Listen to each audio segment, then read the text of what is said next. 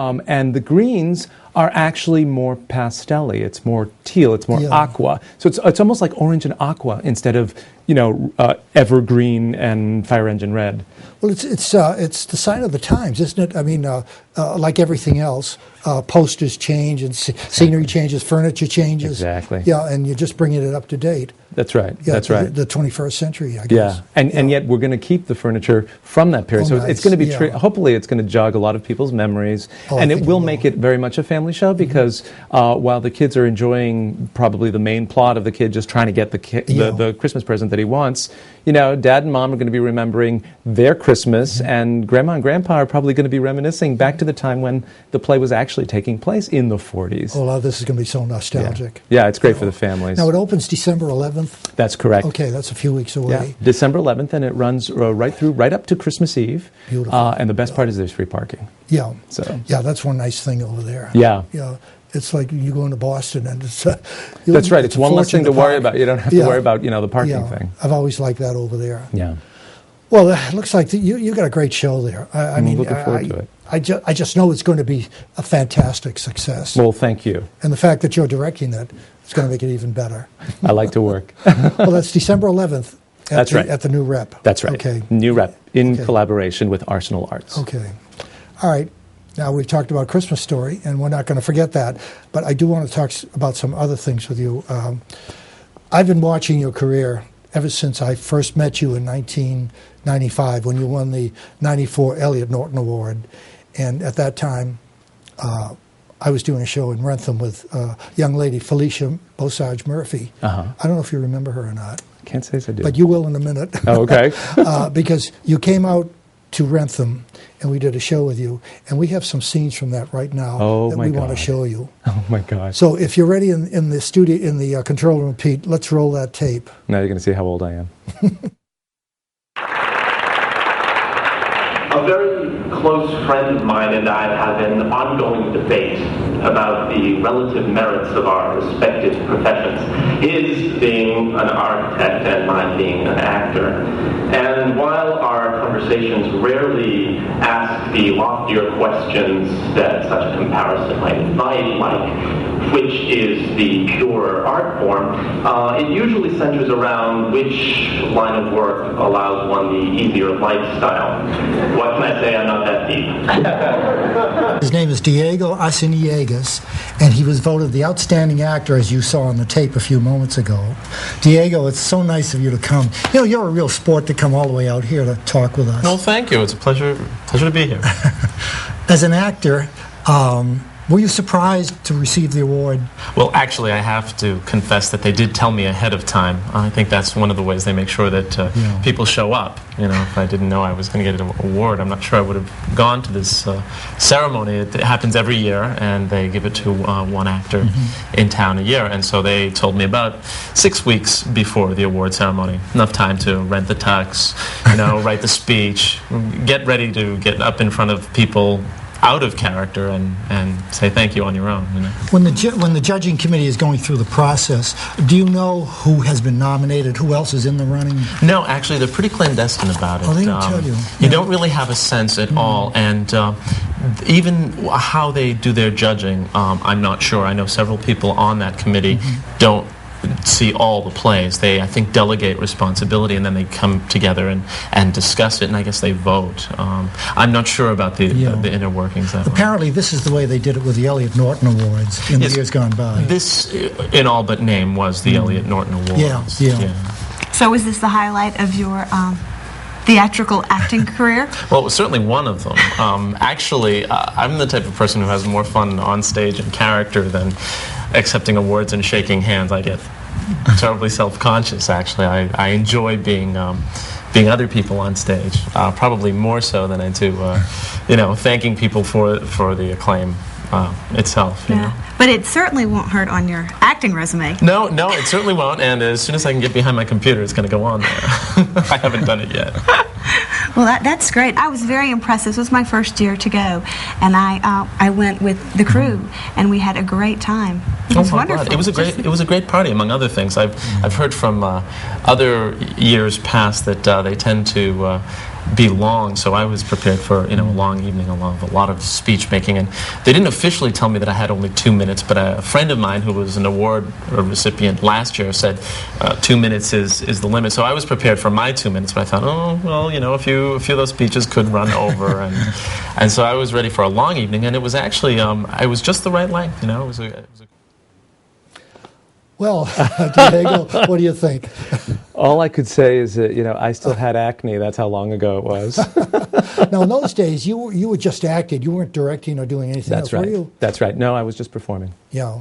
Then you went on to directing and lecturing and so forth. Yeah, the one sort of grew out of the other. The opportunity to teach grew out of the experience that I had garnered as an actor, and people had seen my work and wanted me to come teach their undergraduates. Yeah. And then directing grew out of that. I started directing. I had directed in the past, but I directed at the college level and then started directing professional productions. So it was very organic development. You did work at Wellesley College? Yes, yeah. I'm a senior lecturer in theater studies there. I've been there for about 16 years. You're still there? Oh, yes. Yeah. And part of your education was in England, is That's that correct? That's correct. Yeah, right out of college, I went to a program called the British and European Studies Group London, which was run by Cambridge Dawn, who would bring lecturers down from Cambridge University for the academic material and would bring the actor instructors from the big acting academies in London, RADA, Lambda, Webber Douglas, and they would teach. It was an incredible training. And then at night, you'd go and see shows in Britain, in London. So it was a tremendous... I learned almost as much by watching as I did by, the I can imagine. Yeah. Well, you've come a long way since those days in 1985. I mean, you've won all kinds of awards. As a matter of fact, you won the Ernie for Best Solo Performance. Was it 2 years ago or last year? I won the Ernie. It wasn't solo performance, although it might have felt like it, for the role of Frank Hardy in Faith Healer, which is a 3 linked monologues. So I see why you might think that it was a solo performance. I was nominated for an Ernie for a New Rep show, Tom Paine, Mostly About Nothing, and it was the inaugural season of Downstage at New Rep, but the year is escaping me. It was a couple of years ago. But did you win last year or the year before? I have a reason for saying this. It seems to me I presented you with the Ernie Award.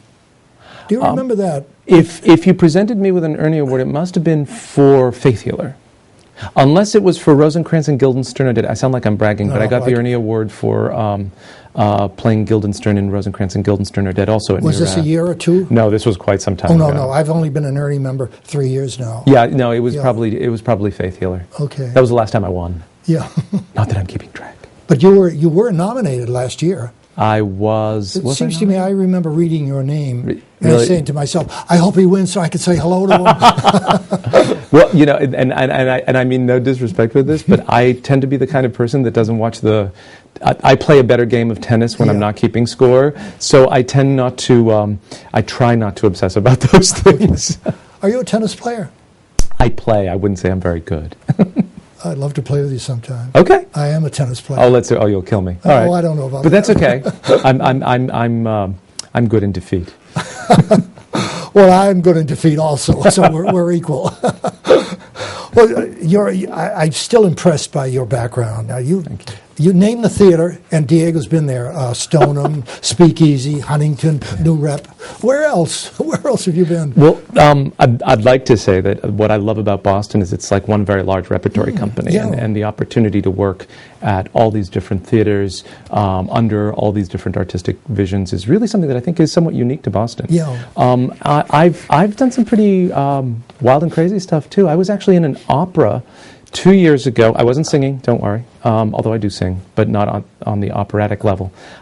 It was an opera entitled María de Buenos Aires, and it was the first opportunity I had to perform in Spanish, which happens to be my first language, and so I really enjoyed doing that project. That was at the Skirball Center for the Performing Arts in New York City with Gotham Chamber Opera, and I got to work with actual opera singers, and I have to tell you, that's an experience. The most amazing things that I never thought You just have to be on stage with an opera singer to appreciate this. I remember Nicole Piccolomini, who played Maria de Buenos Aires, was singing right in front of me, and I'm supposed to be dancing tango with her. Yeah. She made the back of my head vibrate with singing. Her notes were so pure that I could feel the bones in my head vibrating. It was just extraordinary. Wow. And it's a tango operetta by Astor Piazzolla. And it was the most gorgeous music with a live orchestra at the Skirball Center for the Performing Arts. It was one of those dream things. Well, you must have floated when you went home. Oh, it was tremendous. Yeah, and I got to hang out in New York City for about 6 weeks, and that's great, always fun. Do you get down to New York very often? I do whenever I can, either to see theater or, I have a lot of friends there. There's a lot of Boston actors who've made the move down to New York or whatever, former students of mine. So I get down when I can. It seems, though, a lot of actors are coming back now. Mm-hmm. I mean, the theater scene in the Boston area is so great today. Actors from New York come up and audition in Boston with some frequency, mm-hmm. Absolutely. Yeah, Boston is a thriving town for theater. What are your plans after Christmas Story? Can you talk about that? Well, it's the typical actor thing where you don't want to jinx things that are in the works, but there are other performing opportunities that I'm up for, including a musical. So that would be the first time I perform in a musical in a while, not since the opera, but I don't count that because I wasn't singing. And there's some directing opportunities and even some administrative opportunities that may be presenting themselves. My goodness, you're a busy man. It just feels like you're going from one thing to the other, though. It's only when you look backwards that you say, oh, there was a pattern to that. I could see how that pattern developed. Diego, you were... how old were you when you came to America? I know you were born in Columbia. Yes, I was a year and a half. Oh, my goodness. Yeah, I grew up in Milton in the South Shore here in Milton, Massachusetts. But the funny thing was, it was before there was an appreciable Hispanic community in the Boston area. And so when I'd go out the front door of my house, it was like in a movie where the language would change because we spoke Spanish at home. I actually, people would often comment why I don't have a Boston accent, and the explanation is that I learned English from the television because nobody spoke English at home. Mm-hmm. But I grew up in the southern suburbs of Boston and loved it. And now I live, I've made Boston my home. I live downtown now, but Boston I consider my home. What was your first acting job? Professional or amateur? Let's say amateur. Let's start with that. Well, if you count the first grade play where I played St. Francis of Assisi, I guess first grade. But when I got back from England, I started in community theater, and I believe the production was You Can't Take It With You, and I don't remember the character's name, but I was the 20-something young man love interest. Oh, yeah. I can't remember his name. I can't either. Jimmy Stewart played it. Jimmy Stewart played in the movie. With Jean Arthur. That's right. That's right. Lovely play. Oh, yeah. This kind of play you can't do anymore in contemporary theater because the cast is so large. It was a huge cast. A lot of great American drama. It's budgetarily very difficult to do nowadays. Is that the reason we don't have large casts anymore? Is it a financial thing? Well, it's very expensive. It's very expensive to hire professional actors because professional actors expect to make a living wage just like everybody else. So, yeah. I don't know if I want to say that's progress or not, but it looks like we're running out of time, Diego. It's a thorny issue. It's been wonderful having you on It's a pleasure. It always is a pleasure. Now let's just remind our audience once more. Mm-hmm. You're doing A Christmas Story at the New Rep beginning December 11th. That's right. And that runs right through Christmas Eve. Christmas Eve. Okay. Yeah, December 24th. We'll suggest that people go see that. Bring the families because it's a great show. Yes. Diego Arciniegas, thank you for coming to Walpole. Thank you, Guy. It's been a pleasure. Well, that's our show for this time. My name is Guy Giampapa. The show is Preview, and I'll see you next time. Bye now.